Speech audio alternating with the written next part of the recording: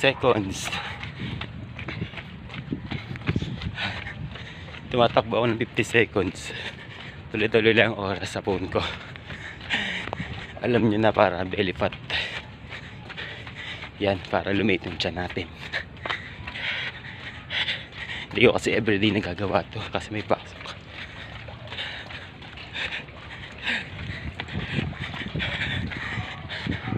Dapat 4 AM ako tumakbo eh. Hala eh. Alas 7 na ako nagising. Nakatulog ulit eh. Yan.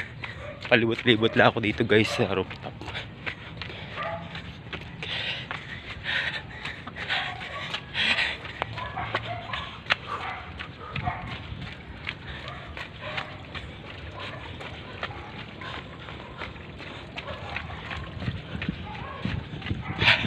Pagod na ako. Nakaset ng timer yung phone ko pero pagod na agad ako. Late na kasi ako nag-video. Yan. Kaya mga 2 balik pa. Pag second time mo talaga ginagawa ito, medyo nasa atong katawan mo. Yan. Ba, isang ikot pa tayo.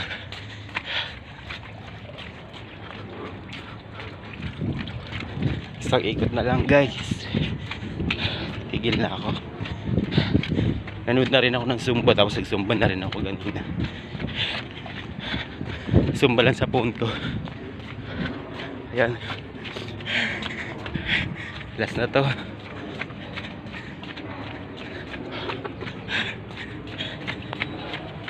Yun yung belly fat ko.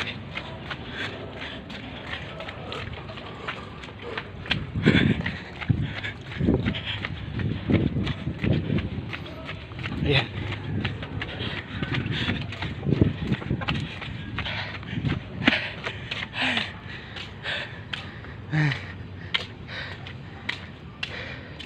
Mali yung set ng timer ko, hindi naman totally 60 talaga yung dapat mong iset sa phone mo dahil mga pagod ka. Buti na lang di pa masyado ganong mainit. Nandito ako sa rooftop sa boarding house na inuupahan namin. Ayan. Sobrang napagod ako. Yan, pawis na. Ko. Medyo pawis na ako. Natagaktak na yung pawis ko.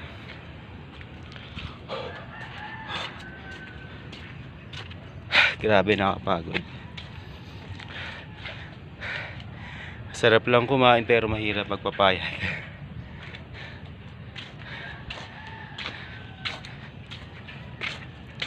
Tsaka medyo na ano na rin talaga yung araw kasi mag-alas 8 na.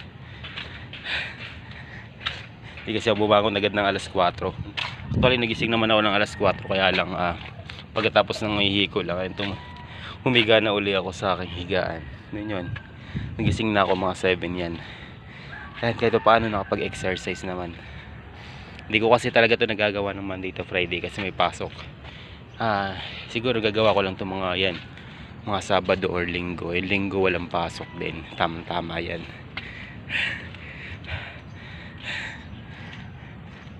Mas gusto ko ito, pinapawisan talaga ako. Actually pawisin naman talaga ako yan. Pero magaan sa pakiramdam pag ikaw nakapag-exercise ka araw-araw. Hindi ka parang hindi mo feel na para kang lagi kang masama pakiramdam, hindi mo sakit katawan mo, ganun. Kasi pag every time na ako, siguro mga 3 times ko na itong nagawa in the other day. Ayan.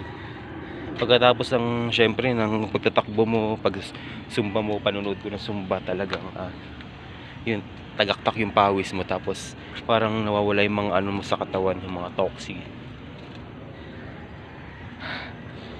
So ayun lang, share ko lang. Ito talaga yung daily routine ko every Saturday and Sunday, basta walang pasok. Ayan, mag-exercise tayo para mabawasan yung ating belly fat.